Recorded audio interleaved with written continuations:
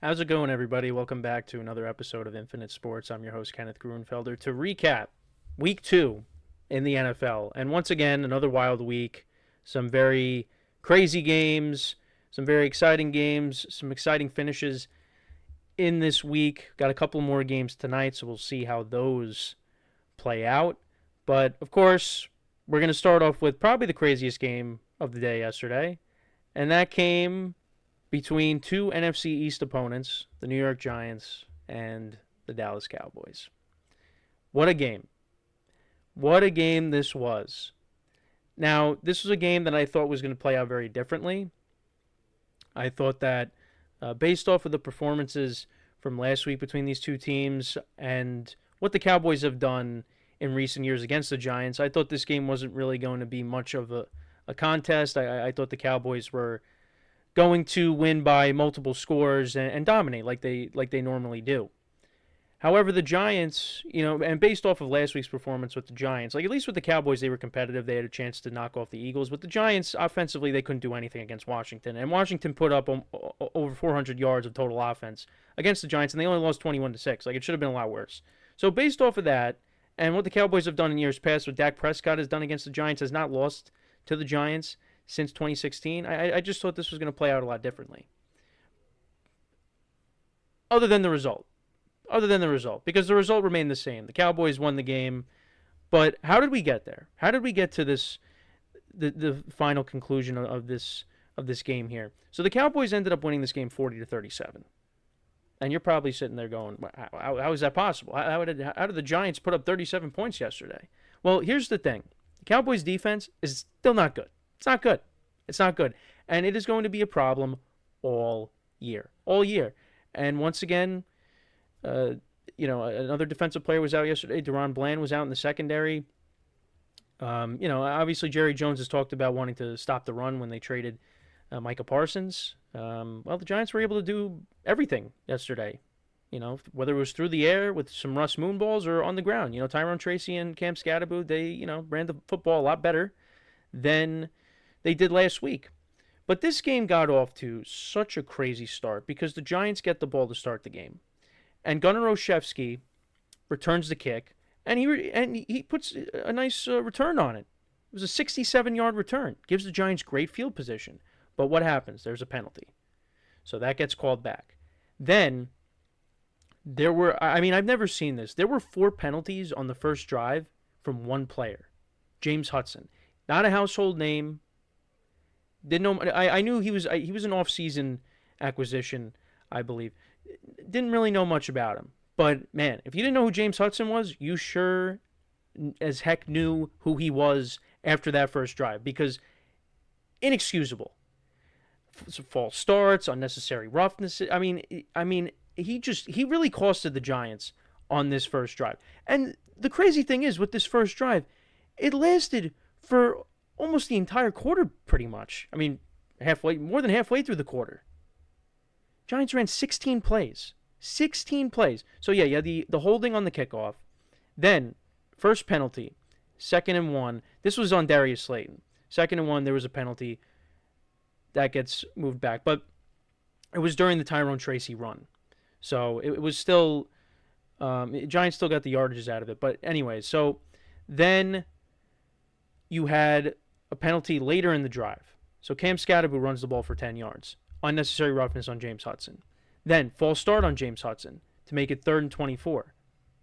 Then Russ hits Wan'Dale Robinson 50 yards. Wan'Dale Robinson had arguably his best game as a pro yesterday.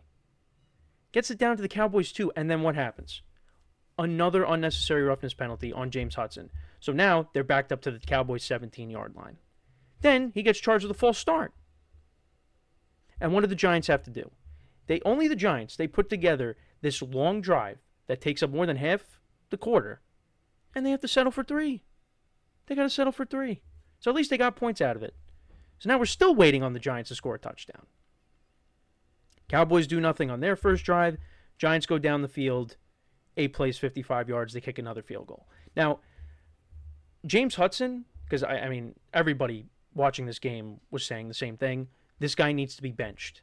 And that's what they did. And they put in Marcus Bowe to play one of the tackle positions who they drafted in this past NFL draft, and he did a nice job. And James Hudson was very upset on the sidelines. Well, guess what? You're costing your team points. So you deserve to be benched. You deserve to be benched. So Giants are up 6-0 after the first quarter. But, I mean, this is the same thing, as last week, right? They're going down the field. They're getting in the red zone, but they just cannot get points. But penalties cost them, especially on that first drive. Cowboys got on the board to make it 6-3, and then the Giants put together a touchdown drive. They score a touchdown. How about that? To put themselves up by 10. Wan'Dale Robinson, a 25-yard reception, and then later Russell Wilson to Malik Neighbors for a 29-yard touchdown, and they were not done there. They were not done there. And we'll talk about Russ in this. But that put the Giants up 10. But then the Cowboys, another crazy sequence, okay? Cowboys get down in the red zone, 3rd and 9. There's 4 penalties on one play. On one play. 3 of them were by the Giants, and because there was one on the Cowboys, the play got negated. Everything got canceled out. So there was too many men on the field, an unsportsmanlike conduct from CeeDee Lamb. Too many men on the field for the Giants, roughing the passer and pass interference. 3 penalties on the Giants, 1 on the Cowboys. They all cancel each other out. So they run another play. Dak Prescott hits Kevontae Turpin for a touchdown. There was a defensive offsides. It doesn't matter. It's a touchdown. So we go into the half up 13. The Giants go into the half up 13-10. And right away. Now this was kind of like the turning point. Because the Giants left points out there. In the first half, they left points out there, and then in the second half, they do the same thing because Dak Prescott, to open up the second half, throws an interception right away.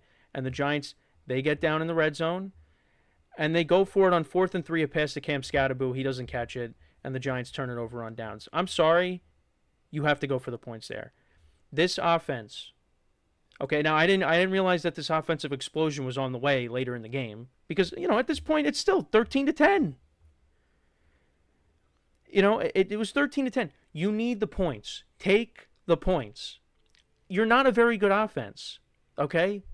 They were good yesterday, but you're not a very good offense. Points come at a premium. You need to take the points there. Take them. Take them. They didn't want it. So what did the Cowboys do right after that? 6 plays, 90 yards, down the field, set up by a couple of penalties. There was a defensive pass interference on George Pickens, and Javonte Williams from 30 yards out. He scores. So another touchdown for Javonte Williams. Then the Giants, they answer with a field goal. Dallas answers with a field goal. And this is when it just went back and forth and back and forth. I mean, there were no punts in the fourth quarter. All touchdowns until the end of regulation. So the Giants get a touchdown. Jackson Dart came in a couple times just to, hand the ball off. And he also tried to run. They tried to run like a read option. He ended up slipping and falling. But Cam Scatterboo took the handoff from Dart. I think Dart was in on this play. Takes it down to the 1, and then they hammer it home with Scatterboo for his first NFL touchdown. So that made it 23-20 Giants.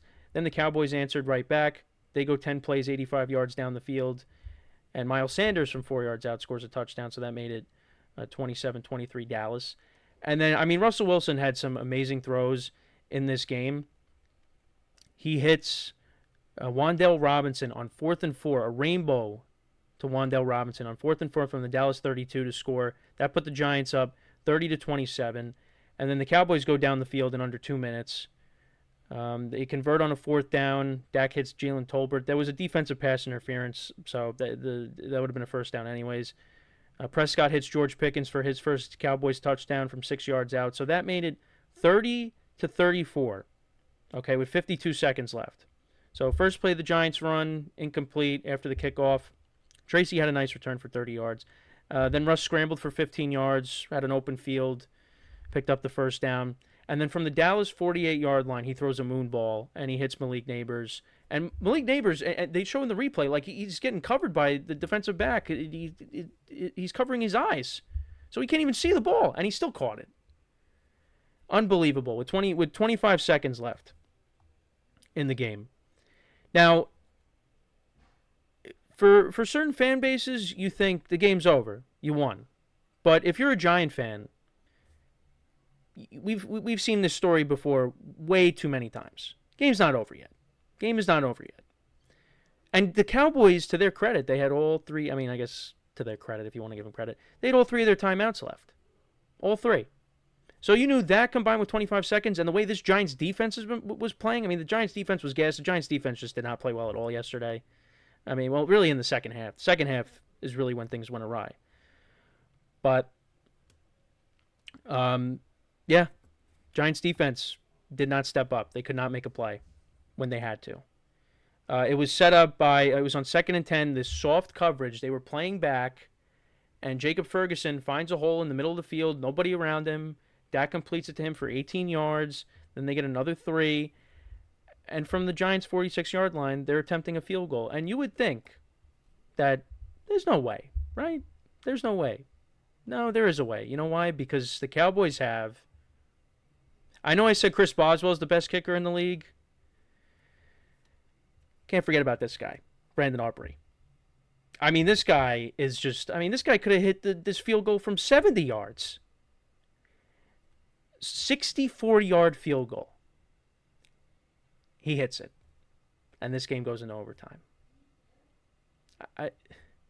And you would think, are we surprised? No. Because how many times has this happened to the Giants? 2017, Jake Elliott, 61-yard field goal. 2018, Graham Gano, 63-yarder. Greg Joseph, 61-yarder with the Vikings in 2022. And now you got this. 64-yarder from Brandon Aubrey and the Cowboys to send the game to overtime.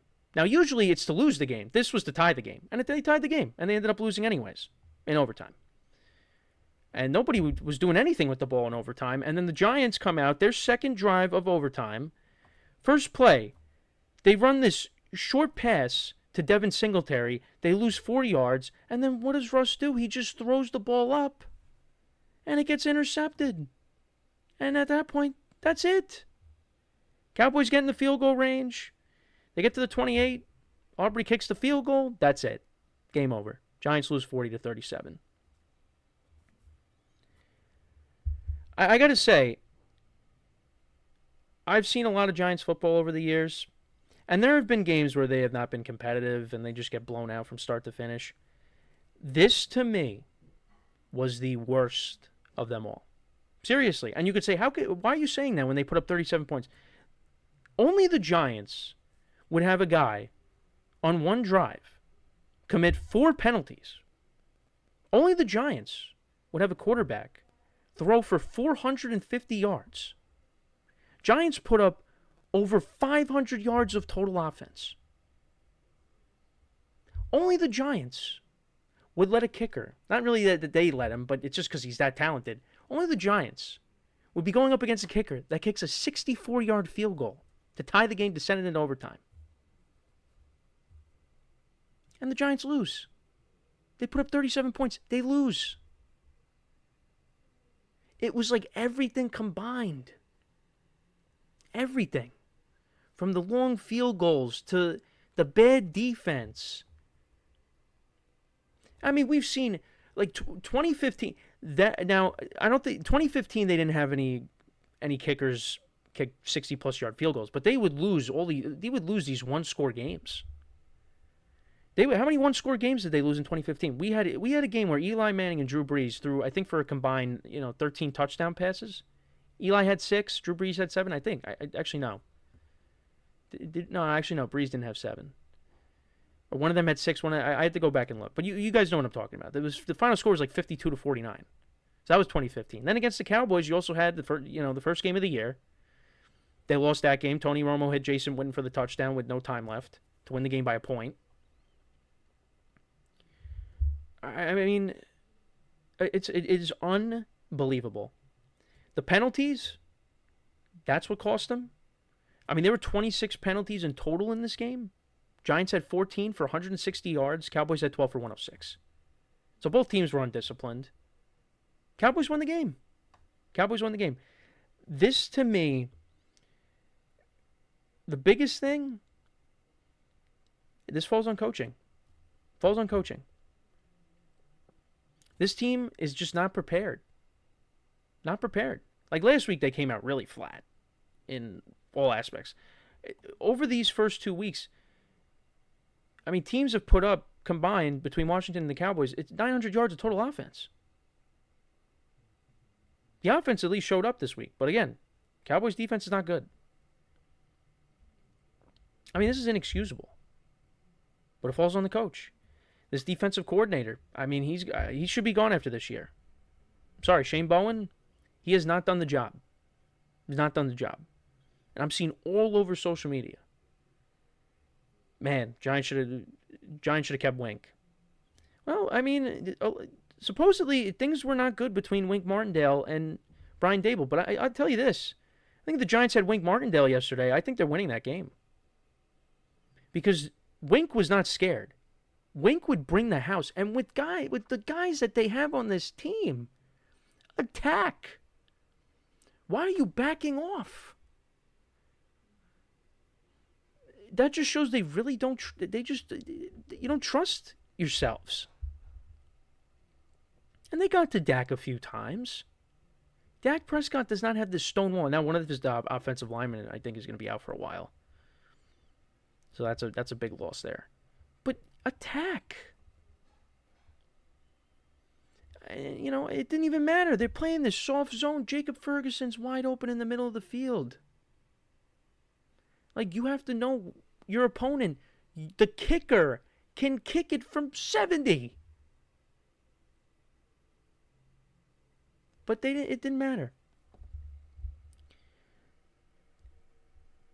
And after last week, they were non-competitive. The Jets, to bring up the Jets for a second, the Jets played a great game offensively against the Steelers, and then it was the complete opposite. The Giants were very competitive, lose a heartbreaker. The Jets, I mean, they were a no-show from start to finish against the Bills. So I guess each week, the Jets and the Giants are going to take turns giving their fans, heartbreakers. And Russell Wilson played great. He played great. But, like my friend said yesterday, that interception negated basically all of it. I mean, he was throwing some great passes to Wandell, to Slayton, and especially to Neighbors. And guess what, everybody? Isn't it amazing when you give a quarterback time to throw, they can actually move the football? Because you go back to last week against Washington, yeah, Russ didn't play good, but look at how the line did. They didn't give him any time to throw. Now they're giving him time to throw, and look at what he does. But, again, the degree of difficulty. Cowboys defense is not good. So, yeah, it was nice to see Russ go out there and play a good game. And show that, you know what? Let Russ cook, let Dart marinate. That's what I kept saying. But we saw Dart a little bit yesterday. And we're going to see Dart very soon. Very soon, because this season is on a downward spiral very quickly. Which is what people were hoping wouldn't happen. That the Giants would be more competitive. Now look, yeah, they were competitive yesterday. But how many times over the years have people said, hey, they were competitive, and they lose the game? Like, when is it going to be they win the game? When? When is it?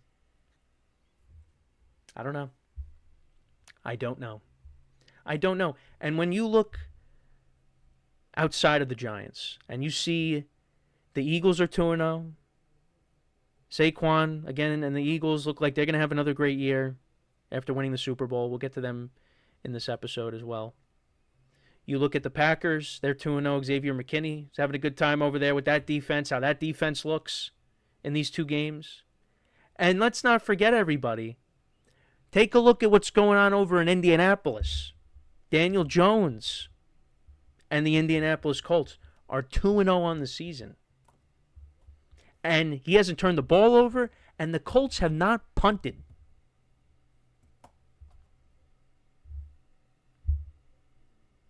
What's going on there?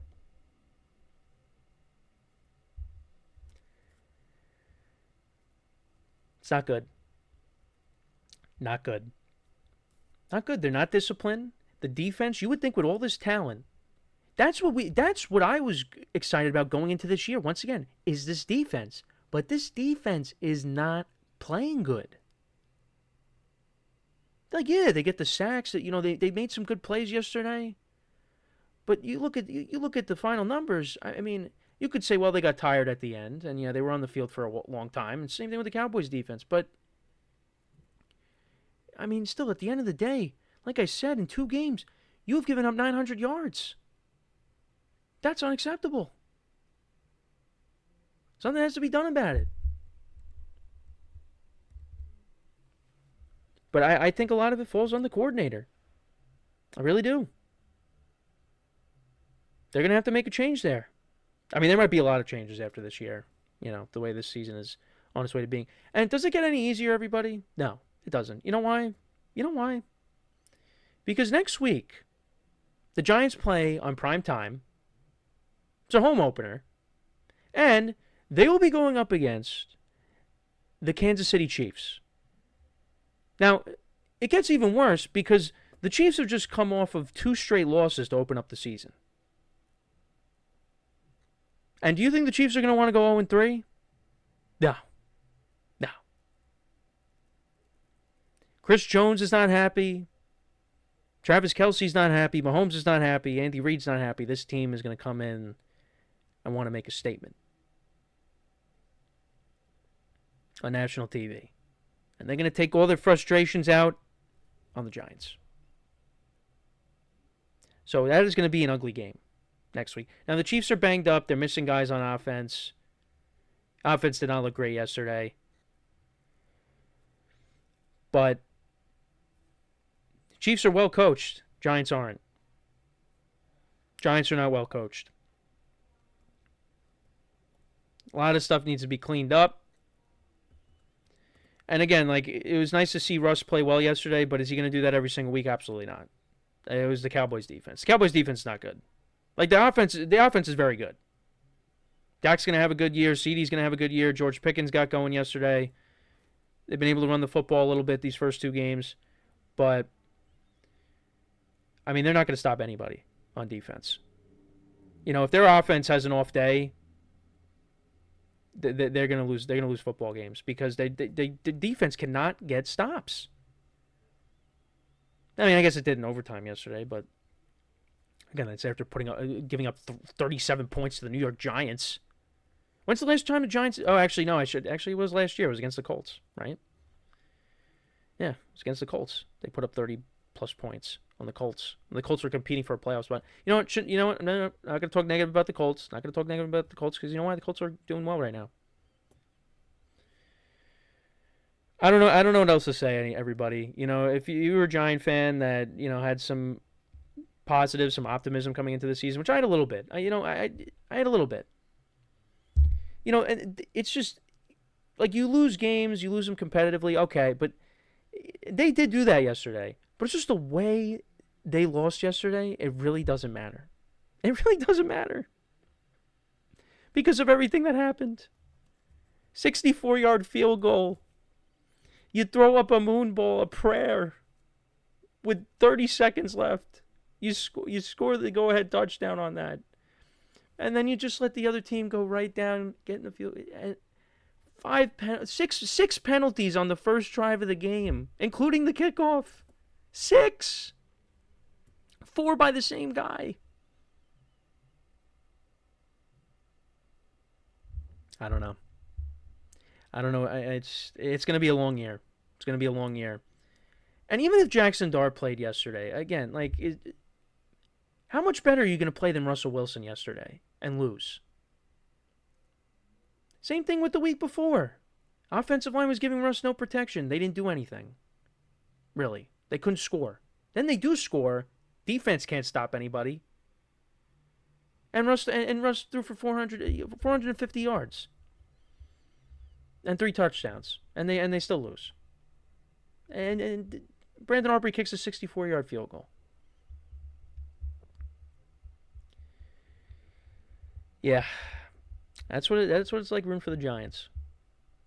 That is what it is. But you know what? As an outsider, I mean, it was a great game. It's a very exciting game. There's been a lot of drama these first 2 weeks, that's for sure. So, along with that, Some other things I wanted to get to. Well, quickly, we'll talk about the Jets for a second, and that's really it for a second. Yeah, what a difference a week makes, right? So optimistic about the Jets, the way they looked. I mean, what was that? I mean, the Bills dominated. Josh Allen didn't put up big numbers yesterday. Actually, had to leave the game briefly because he got popped in the nose,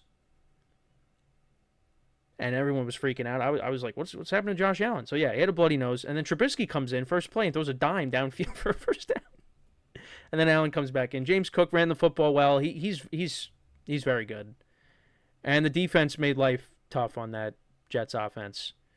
And Justin Fields had to leave the game. A lot of quarterback injuries yesterday.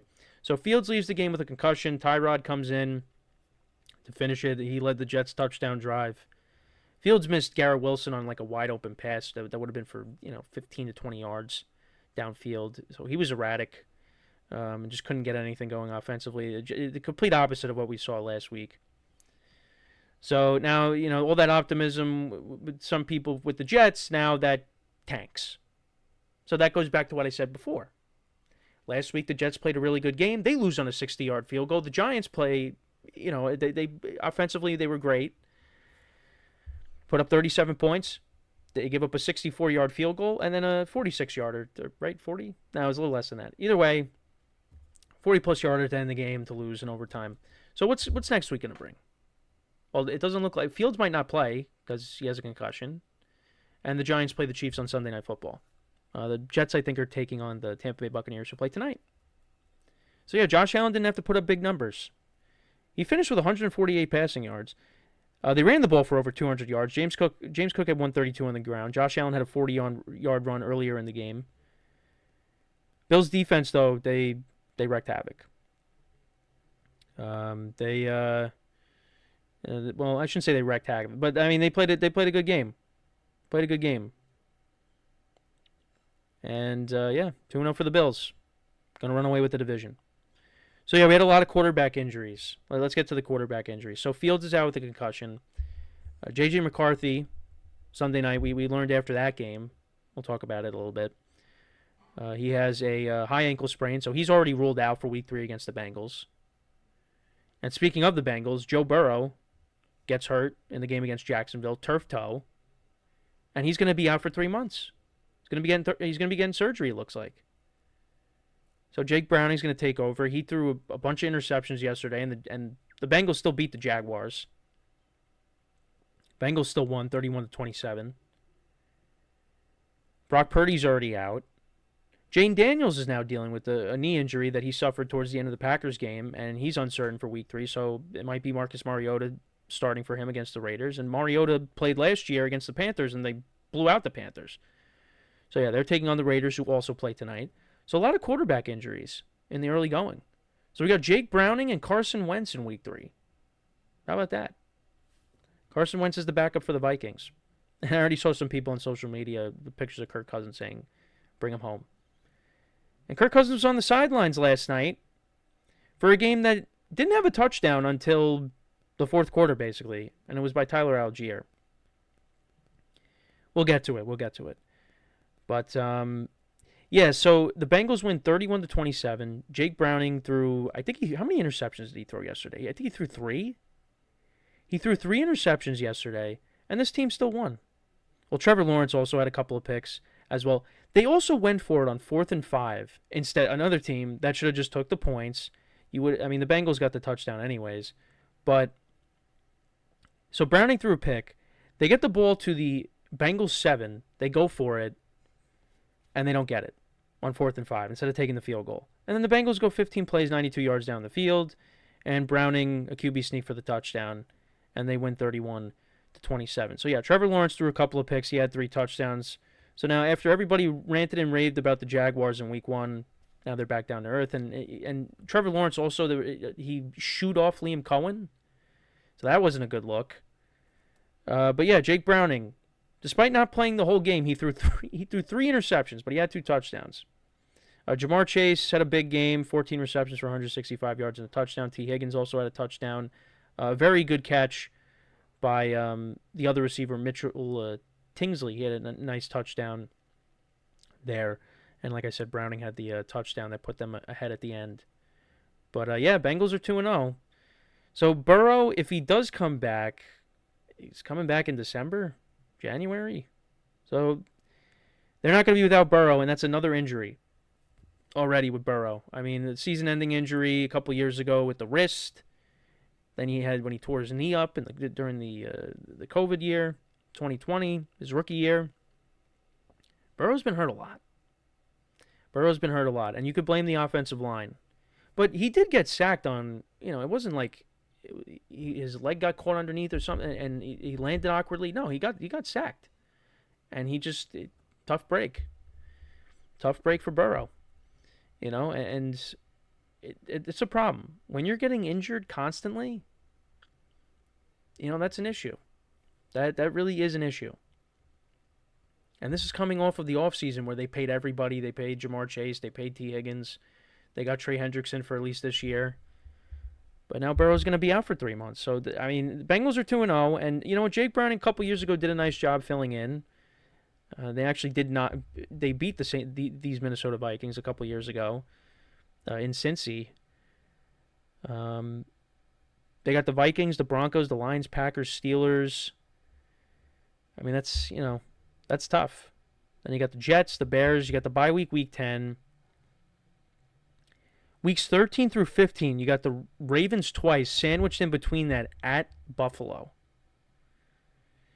So, yeah, look, the Bengals they still have their requisite weapons, and I don't think Jake Browning is bad. I think he's a very serviceable backup. But I don't know. We'll have to see. The defense is still shaky. But hey, you know what? They're 2-0. So for the time being, they could say, hey, just do just enough to hang around, and then Burrow comes back, hopefully, and you go on a run. Maybe.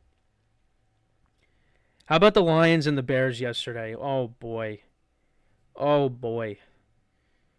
Lions after last week, we were all saying, yeah, Lions don't look that good. The Packers really, dominated that game. Goff looked very ordinary. There's that stat out there that Goff was, without Sean McVay and Ben Johnson calling the plays for him, he was like 19-1.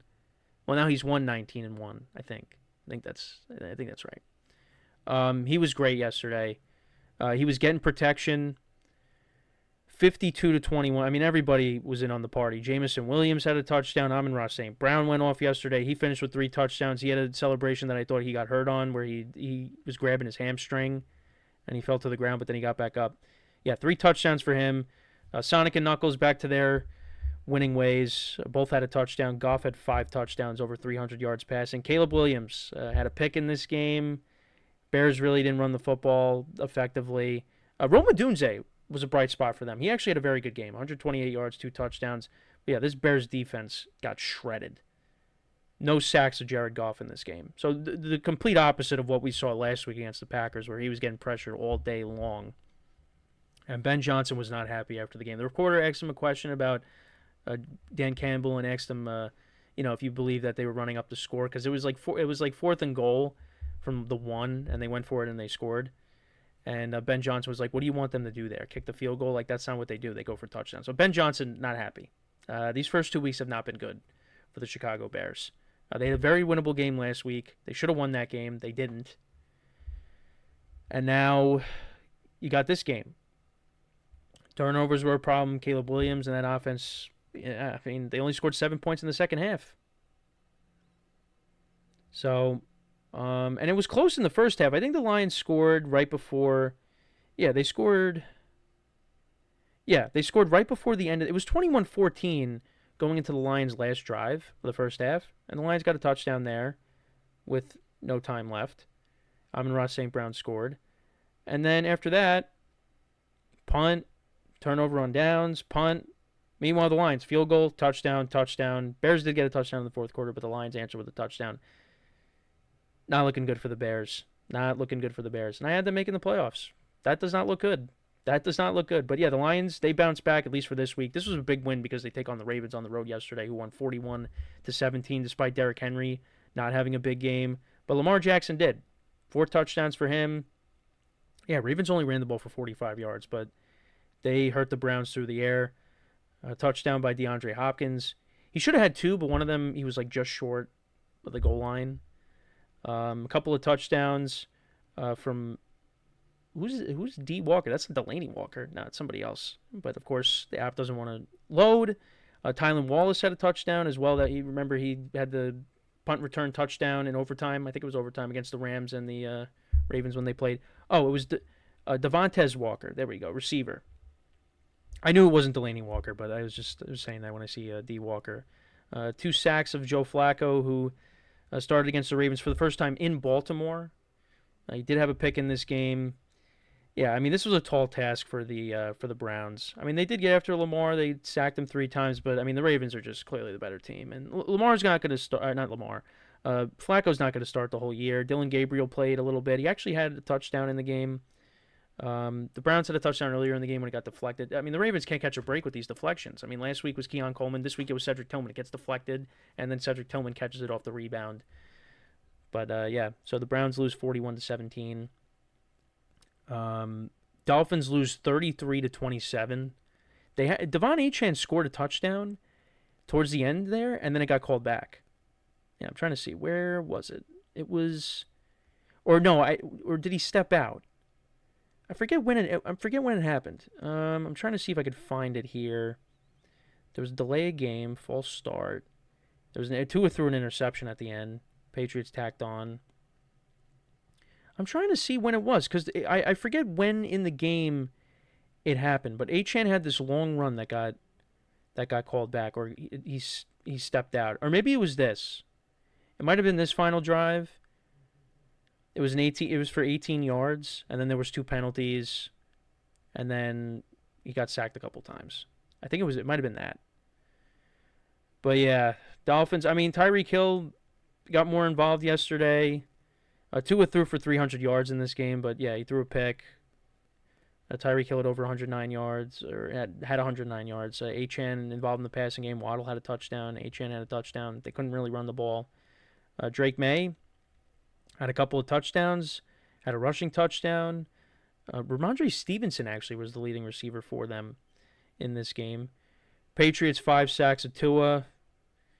Dolphins are not looking good right now. And Mike McDaniel had this odd quote at the end of the game at the press conference. What did he say? He said, let me see if I can find it. He said, to win games, you have to win the game, not lose the game. That's what he said. Yeah, that seat just continues to get hotter and hotter for this guy. This is it for him. And Tyreek Hill, Mike Florio was talking about it. He's going to be the Devontae Adams this year. Like he is going to get traded, whether it's to the Chiefs, the Steelers. I mean, I think going back to the Chiefs makes sense.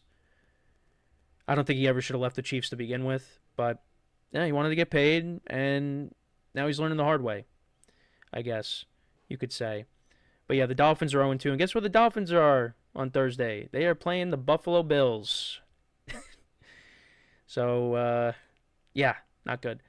Not good. They are double-digit underdogs in that. How about Mac Jones? 3 touchdown passes for the 49ers. They play a very competitive game with the Saints. Spencer Rattler also had 3 touchdowns as well.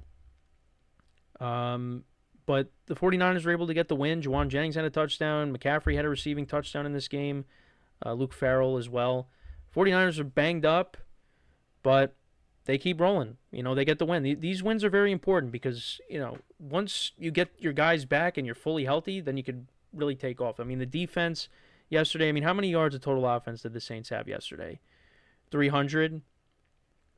But yeah, Rattler had 3 touchdowns in the game. Kamara just fell shy of the 100-yard mark. But hey, Mac Jones, look, he was someone that, like we talked about this, he was connected to the 49ers and Kyle Shanahan. The 49ers didn't take him. They got Trey Lance, and that didn't really work out. They gave up all that draft capital. Now Mac Jones falls into their lap. He's, you know, the backup to Brock Purdy. I think he's a solid backup. He showed you that last year with the Jaguars. And you know what? I think he could come in and win you games and keep you afloat until you get everybody back. They got the Cardinals. They got 2 straight. They just played in 2 hostile environments. Although it doesn't seem like the Superdome was that loud yesterday because Mac Jones wasn't doing a silent count. I mean, I guess that's just how Saints fans view their team right now at this point, which I don't really blame them. I mean, they haven't really done well since Drew Brees retired. It's been, Brees retired and then Sean Payton left. It's just it's hasn't been good for them. But yeah, so you got the Cardinals at home, you got the Jaguars at home. Those are winnable games, and then all of a sudden, you get Purdy back maybe by week 5, week 6 against. I mean, you'd like to see him back by the game against the Rams in LA. But, then Kittle could be back soon. Might be back around that time. And then all of a sudden, you got everybody back. You just got to hope that nobody else gets hurt. So that was a big win for the Niners yesterday, 26-21. Steelers and the Seahawks. So this game was, I think, decided by 2 plays. 2 huge plays. So there was... now, let me see. Which one happened? One happened before the other, obviously. Let's see here. So, Sam Darnold had a couple of picks, but Aaron Rodgers threw a pick. Okay, so so the interception happened first. Seahawks are tied in the third quarter. Steelers put up a good drive here, set up by a nice catch and run by Jaylen Warren, 65 yards. They get down to the Seahawks' 5-yard line. Rodgers is throwing a pass that's intended for Freiermuth, and Calvin Austin was right there too, and Austin goes for the ball, it deflects and gets intercepted. So that changed this game. The Seahawks didn't do anything after that. A couple of punts. Seahawks didn't kick the field goal. Steelers kicked the field goal. So it was 24-17. Steelers are getting the ball back.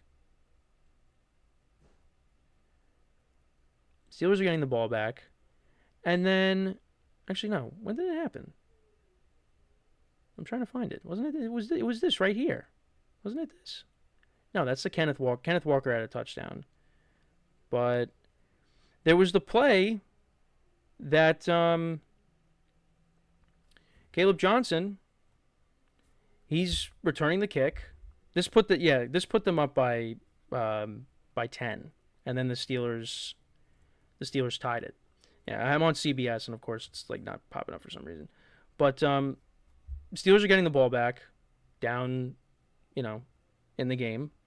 Caleb Johnson is returning the kick. It goes off of his fingers. I looked at the replay. It didn't look like it did, but I guess it really just skimmed his fingers. That's a live ball. It goes in the end zone. Seahawks go after that. They jump on it, and then ends up being a touchdown. Ends up being a touchdown in the game. And at that point, the Steelers could not come back from that. But yeah, no, that put them up 24-14 at that point. Then the Steelers kicked the field goal to make it 24-17, and then Kenneth Walker on third down and long. It was actually I think it was 3rd and goal. And Kenneth Walker scores from 19 yards out. That puts them up 31-17. Rodgers threw another pick at the end. He actually should have had 3 picks in this game because there was one that hit the Seahawks defender right in the hands and he dropped it. But yeah, Rodgers went 18 of 33, 203 yards, 1 touchdown, 2 picks. The Steelers only ran the ball for 72 yards. Jaylen Warren was their leading receiver. And then for Sam Darnold, he had a couple of picks. The first pick, I believe it set up the DK Metcalf touchdown. That was a great pitch and catch. Rodgers to DK, mossing the Seattle back. And then also Jalen Ramsey had a pick as well. But yeah, the Seahawks, Kenneth Walker, 105 yards rushing and a touchdown. Zach Charbonnet, how about this? 15 carries for 10 yards.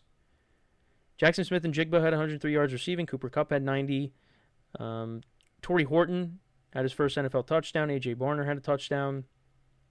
A couple of picks of Rodgers, and Rodgers got sacked 3 times.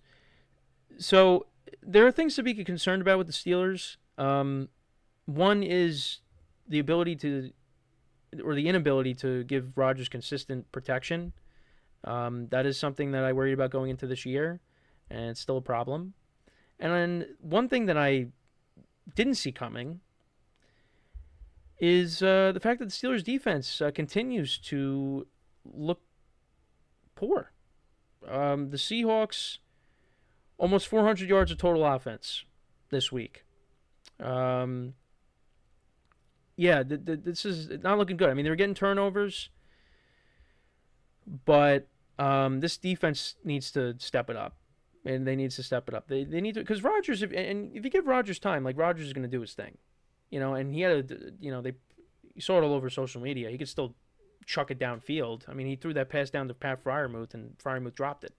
He could still throw those deep balls himself, but you got to give him protection because he really can't move around. Like not like he used to. You're not going to see that. But yeah, that was a tough loss for the Steelers, but the Seahawks stay even their record at 1-1 on the season. The Steelers will be taking on the Patriots next week. The Seahawks, they will be going up against the Saints at home. That's a very winnable game for them. Rams, Titans. Rams look pretty good. This game was pretty close for a while. Rams kind of pulled away. We saw a great play by Puka Nacua. They did a little end around, and he was able to break through the gap. I think it was a 45-yard run to open up the scoring. Saw a very nice play from Cam Ward where, he's rolling out. Looks like nothing is there for him when they were in the red zone, and he just chucked the ball across his body and ended up being a touchdown. Titans saw Drake May kind of do that last year against them. But that was a great play by Cam Ward. Cam Ward did make some good plays in this game, but look, the Rams are just a better team. Matthew Stafford, 2 touchdowns, just short of the 300-yard mark. Devontae Adams had a touchdown in this game, had a very good game, over 100 yards. Puka Nacua had 91. Rams defense, 5 sacks of Cam Ward. Offensive line's got to do a better job of protecting him. So the Rams go to 2-0 on the season. And they will be taking on the team that ended their season last year, the Philadelphia Eagles. Who, you know what? We'll save that game after the other games here. So the Cardinals and the Panthers, what a wild game this was. All right, the Cardinals blowing the Panthers out. All right, at one point it's 27-3. So just 1 point shy of the other score. That's very famous. And then all of a sudden, Panthers go down the field, score a touchdown. Kyler throws a bad pick. Cardinals are driving. He's about to get sacked. He tries to get the ball away. I think it got tipped, and then it got picked. And then the Panthers turned that into a touchdown. That was to, who was that to? That was to Chuba Hubbard on a 4th and 1. Cardinals then punt. They go very quick on their next drive. Panthers go down the field. They convert on a 4th and 16 for 26 yards. And then Bryce Young hits Hunter Renfrow for a touchdown. A couple of Cardinals got hurt on the play. And then they go for the onside kick, and they get it. And then the Panthers have a chance. And the Cardinals, I mean, how many penalties went against the Cardinals in this game? I mean, they got penalized. How many penalties did they have?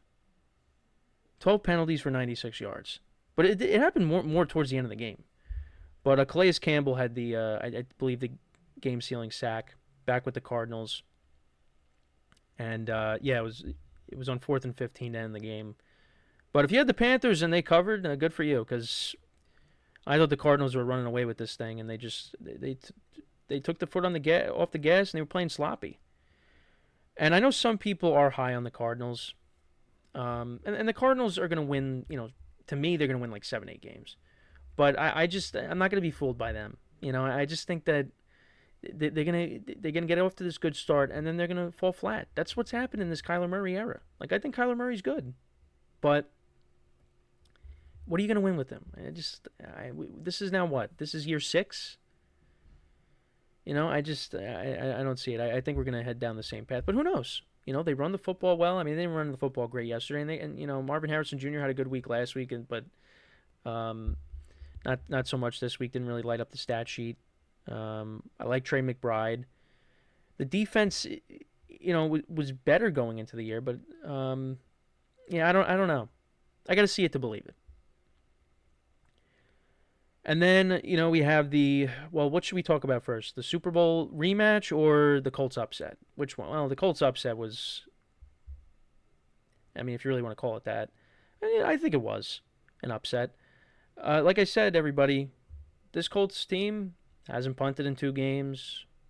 Daniel Jones hasn't turned the football over. It's amazing. Daniel Jones with protection, with these weapons, with the running game. Look how much better he is. He's chucking the ball downfield to Alec Pierce. What is going on? He looks like a different dude. And honestly, good for him. Good for him. The Colts have a good offensive line. And Daniel Jones, when he was successful, when he was playing well with the Giants, he had a very good running game. And guess what? the Colts have a very good running back themselves. Now, is he Saquon Barkley? No, Saquon Barkley is, well, Jonathan Taylor is very good. But Saquon you would take over Jonathan Taylor if I was to do a ranking. But Jonathan Taylor is very good. I mean, Saquon is probably a better receiver, but Jonathan Taylor, 25 carries, 165 yards on the ground, had a receiving touchdown in this game. Tyler Warren, their rookie, 4 catches for 79 yards. The defense, they forced Bo Nix to throw an interception. The Colts, they played well. They played well. Daniel Jones played well yesterday. Had a had a QB sneak for a touchdown. They have the tush push, and you have the Pat McAfee was saying the dimes dive. I think that's what it is. 316 yards passing, a touchdown, no picks. He's looked good these first 2 weeks. This was a test for him because the Broncos have a very good defense, and he played well. But they kind of got bailed out at the end of the game because the Colts were lining up for a game-winning field goal. And who was the kicker? Oh no, it was Spencer Schrader. Sorry, Matt Gay's now the kicker for Washington. I think it's Washington. But yeah, Spencer Schrader was lining up for a 60-yard field goal, and he ends up missing it. But there ended up being a leverage penalty, which is 15 yards. You're not supposed. You can't do that. You can't push down on somebody to give yourself leverage to try to block the kick. Some people were complaining about it. Others thought it was the right call. And, so then that moves them all the way up to the Denver 27. Then Schrader makes the field goal, and the Colts win 29-28 over the Broncos. Yeah, and now they got the Titans next week.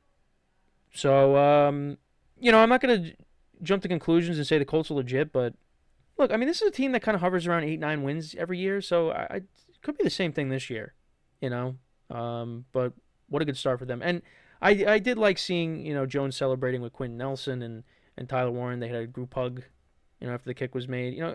Good for Daniel Jones. Good for Daniel Jones, man. It was last year was tough on him. And, he's silencing some people. That's for sure in the early going here. All right, let's get to the Super Bowl rematch. So there wasn't 40 points by one team in this game. Actually, the total score didn't even reach 40 points. Final score is 20-17. And you know what's crazy? This game, because I went back and watched the highlights of this game from a couple of years ago. This game was eerily similar to the regular season matchup that they played a couple of years ago, the Eagles and the Chiefs. Because the Chiefs are going down the field, looks like they're going to score, and then Travis Kelce has a blunder that leads to a turnover, and the Eagles take advantage of that. And then Devontae Smith catches a deep pass that sets the Eagles up for a tush push. Because in 2023, Chiefs were, and the score, obviously the scores were different, but in 2023, Chiefs are going down the field. They were up in the game. Kelce ends up fumbling the ball. The Eagles take advantage of that, right? And then later in the game, Hurts hits Devontae Smith down the sideline deep for a long pass that sets up a touchdown.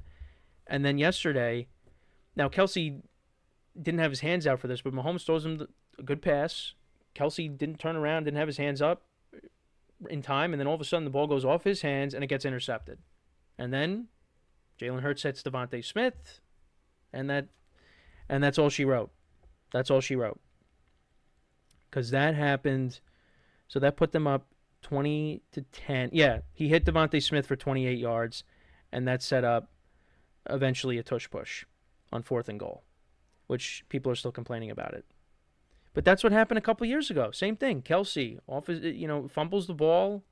Chiefs were, the only difference is the Chiefs were winning in that game. This game yesterday, the Chiefs are trying to get the lead back and go ahead. But the Chiefs were not were out of sorts offensively. Butker missed a field goal early on. Forgot about that. Saquon Barkley, who the Chiefs did a very good job bottling him up in the Super Bowl, had a 13-yard run. The Chiefs did go ahead 10-7 at one point. That was Mahomes scrambling for 13 yards. That was their source of offense, was Mahomes, obviously. The Eagles tied the game at 10 before the half. I mentioned the Kelce. Actually, no, that was a fumble. Wait, who fumbled the ball? Fumbled the ball was... it was Kareem Hunt. Kareem Hunt fumbled the ball on 4th and 1. So the Eagles got that. They turned that into 3 points. A couple of punts. Then Mahomes throws the pick. That set up the touchdown to make it 20-10. And then the Chiefs did close the gap. Mahomes hit Trenton Thornton for a 49-yard touchdown.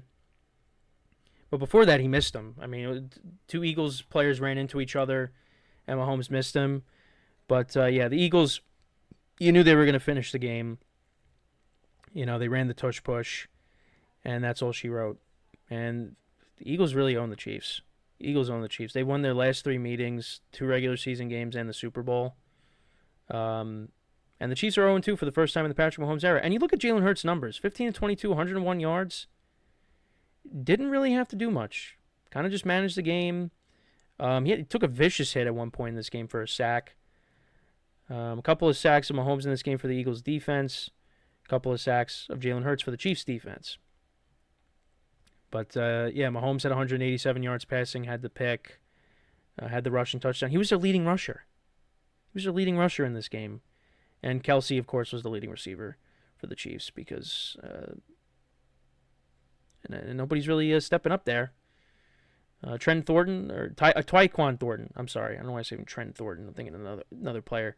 But, yeah, he caught the touchdown. I think Marquise Brown got banged up in this game, but I think he came back in. But, yeah, they're missing Xavier Worthy. They're missing Rashee Rice. Look, it's just the Chiefs just don't have that many dynamic playmakers on offense, and they can't run the ball. So now it's all up to Patrick Mahomes to try to figure it out. Yeah, I mean, this could be the year that it just they don't make it to the championship game. This could be it. This could be it. Now they could prove us all wrong, but this definitely could be it. Because the Chiefs have never started off 0-2 with Mahomes. Now, we'll see when they get Worthy back and they get Rashee Rice back. They make a trade for Tyreek Hill. If they do all that, then maybe things are different. But right now, I mean, you lose to the Chargers. The Chargers are a good team this year, and you lose to the defending Super Bowl champion. The Eagles own the Chiefs. Eagles own the Chiefs. It used to be the opposite. The Chiefs used to be the team that, everybody, got scared to play, and the Chiefs would bully people. Chiefs are the ones getting bullied. Chiefs are the ones getting bullied now. So, the running game is a huge issue. I don't know what's happened to Isaiah Pacheco. He does not have the same explosiveness that he once had. Now, the Chiefs also went up against 2 very good defenses. So, we'll see what happens next week when they play the Giants. Kareem Hunt's not the same player he was when he was first with the Chiefs. They got to find a way to establish a running game. You can't have Patrick Mahomes be your leading rusher. And they got to find a way to get this passing game going. You throw that great pass to Thornton for the touchdown, but that's at the end of the game. Where was that the whole game? And we saw how Dallas was able to pick apart the Eagles secondary. But, Chiefs don't have a CeeDee Lamb or a George Pickens right now. It's Travis Kelce, who's in his mid-30s. And, Hollywood Brown, you like to see him do more. It's not looking good right now for the Chiefs. Not looking good. But for the Eagles, they just keep winning. Keep on winning. So they go to 2-0. So, as my mother's calling me down for dinner. Anyways, we'll wrap this up here. So the final game, Vikings-Falcons. Again, not a lot of scoring. Well, not a lot of touchdowns. There's only one touchdown at the very end of the game, Tyler Algier. But both quarterbacks struggled. Michael Penix finished with 135 yards passing, no touchdowns, no picks. I mean, there was a fumble forced on Drake London. And then for the Vikings, J.J. McCarthy. Other than that fourth quarter last week, he has not looked good. 11 of 21, 158 yards, no touchdowns, 2 picks. I mean, they got the field goal right before the end of the half. They couldn't really run the football either last night. The Vikings, they only had 78 yards on the ground. Both teams were not very good on third down. Total yards for the game, Vikings had 198 total yards. I mean, the MVP of the game last night was Bijan Robinson for the Falcons. 22 carries for 143 yards. Falcons ran the ball for over 200 yards in the game. Even Tyler Algier had a rushing touchdown and 76 yards. So, and this Falcons defense, 6 sacks of J.J. McCarthy last night. He wasn't getting good protection at times, and the Vikings defense sacked Penix 3 times. And this was the rematch of the national championship game, but the quarterbacks really didn't show out. But, hey, the Falcons are 1-1. Now they even their record, and the Vikings now lose. And now J.J. McCarthy is out next week. We talked about it. He's out. That'll be Carson Wentz that comes in. But yeah, they're going to have to figure it out, the Vikings, because this team is very good, and you do not want to waste this season with this roster. You don't. But you got to remember, J.J. McCarthy was out last year. This was his second career game, and he would show you flashes, but then the turnovers were bad, and also there was that pass. I think it was to Jalen Naylor late in the game where he's wide open, and McCarthy missed him. He overthrew him. So, look, we still got a long way to go here. But yeah, that was not a good game out of McCarthy. Falcons, they will be taking on next week the Panthers, and then the Vikings, like I said, it's Carson Wentz against Jake Browning. How about that? And then finally, we got the two games tonight, Buccaneers-Texans. Last time these two teams met, it was very high scoring. Baker Mayfield threw a touchdown to put them ahead, the Bucs, and then Stroud with not that much time left. Yeah, he had 5 they were trading blows in that game a couple of years ago. Stroud, I think, had 4 or 5 touchdown passes in the game. So, I'm curious to see how this game goes. The Texans, you don't want to go 0-2. I expect a better performance out of their offense as opposed to last week. They're the only team that hasn't scored a touchdown yet this year. 3 field goals last week. And for the Bucs, it took some time, but Baker Mayfield and that offense got it going, and they got the win against the Falcons last week. But I did say I was taking the Texans. And then Raiders-Chargers, the later game. Raiders picked up the win against the Patriots last week. Chargers, that huge win over the Chiefs. I like the Chargers in this game to get the win. Pete Carroll and Jim Harbaugh, they renew the rivalry. So looking forward to it. But yeah, I got the Chargers in this game. We'll see how Ashton Genty looks in his second game. And then you got Amari and Hampton on the other side. But yeah, as always, everybody, make sure to leave a like, comment, and subscribe. I know we went over a bunch of stuff, but yeah, make sure to leave a like, comment, and subscribe to the video, to the channel. Make sure to follow us on all the social media platforms down below, and wherever you get your podcast, you can listen to us as well. Just look up Infinite Sports. And as always, everybody, I'm your host, Kenneth Gruenfelder, signing off. Have a good one. I'll talk to you guys next time. Take care.